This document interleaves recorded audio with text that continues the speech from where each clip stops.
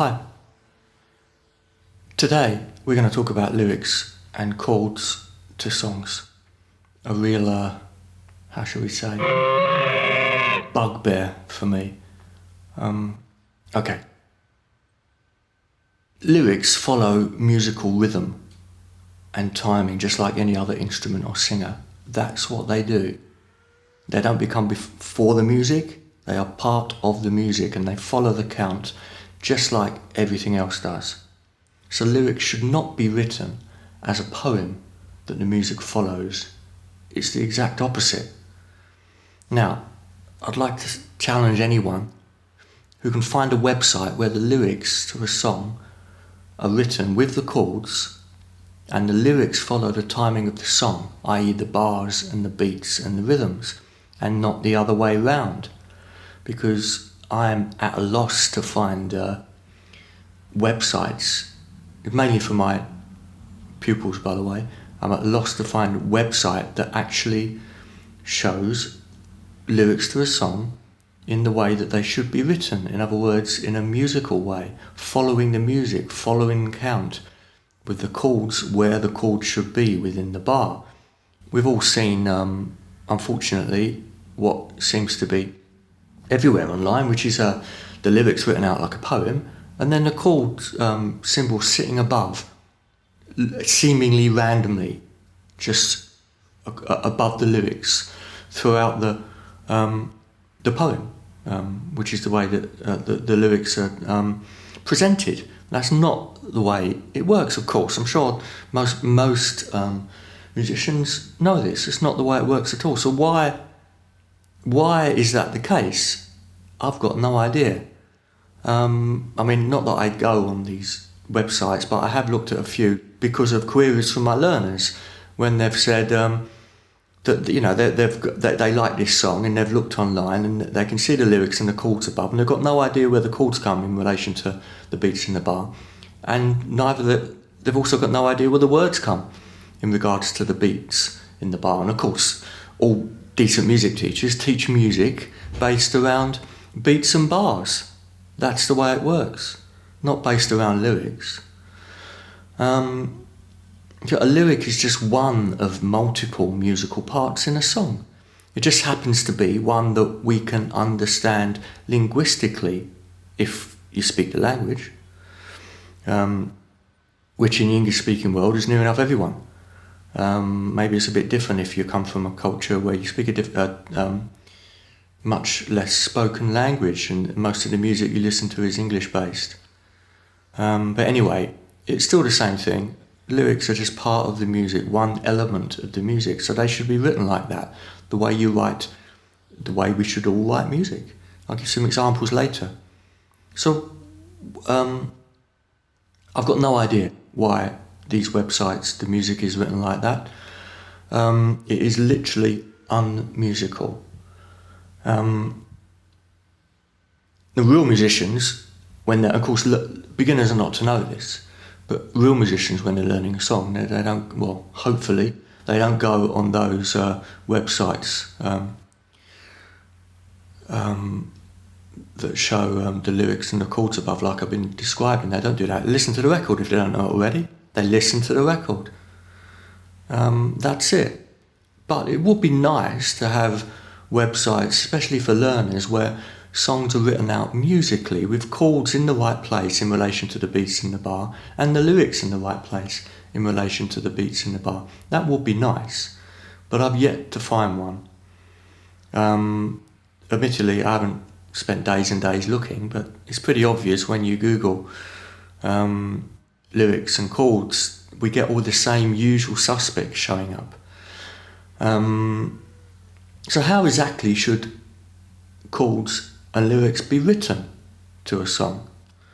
Well, the answer is like real music. What singers actually do, they follow the timing of the song. They have the count. Normally, let's stick to 4. Most rock and roll is 4.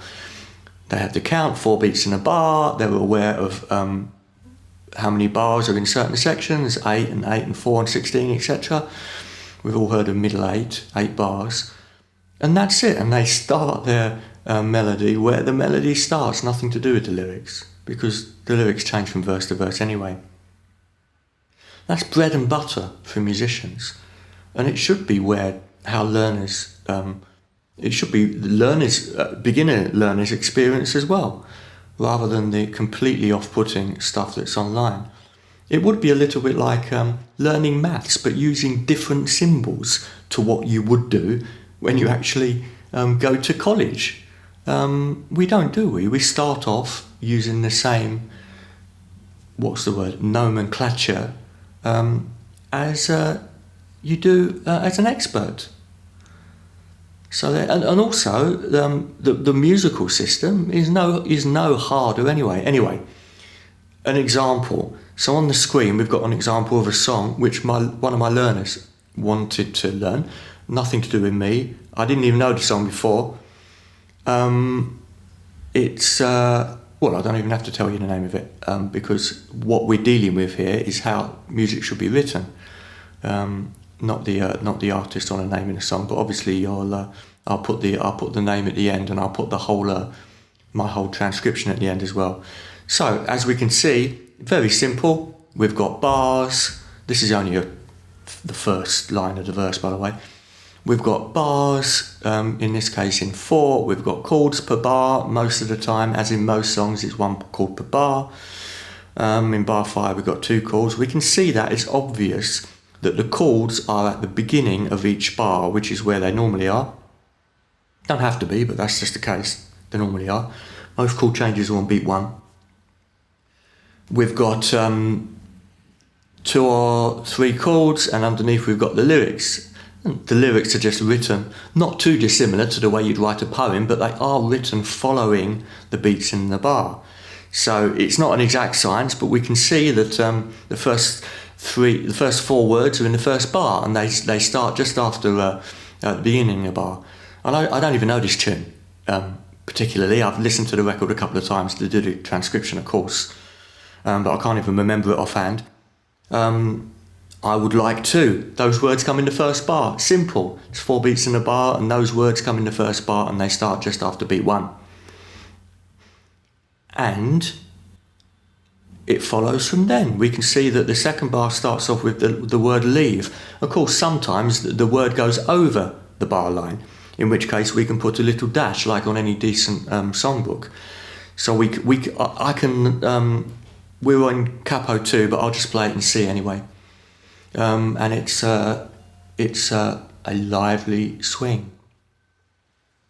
So the words, I'll just speak the words.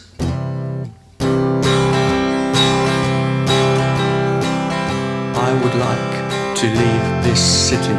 There you go. That was fantastic, wasn't it? Should have recorded it. That was it. That's what I'm reading. I'm just reading the words roughly in time to where they should be in the bar. If I sang that with the right melody, it would, if I had someone else's voice, it would sound like the record. That's the whole point. But if those lyrics are written out like they are written out online, just like a poem, with those chords above, I've got no idea whether I is on the first beat of the bar or the third beat of the bar, whether leave is in bar 1 or in bar 2 or in bar 7. No idea at all. So the only thing that this way of writing, the proper way of writing chords and lyrics in music, the only addition is the actual melody notes, that's all. And of course we don't get that on these websites online anyway. We just get the lyrics and the chords above, we don't get the melody. Maybe they're aimed at people that can already sing the song and just want to add a few chords against it, but that seems odd to me. Maybe it's a copyright thing. I don't know. I've no idea. If I knew anything about websites, I'd start the website. Maybe, I don't know. I don't know anything about websites. So the second sheet, this one now, is the same thing, but we've got notes added. Now, I could have added the notes with dots on the stave, which is a traditional 5-line stave for music, but of course, beginners are not going to know about that, and a lot of experienced musicians don't read the dots either.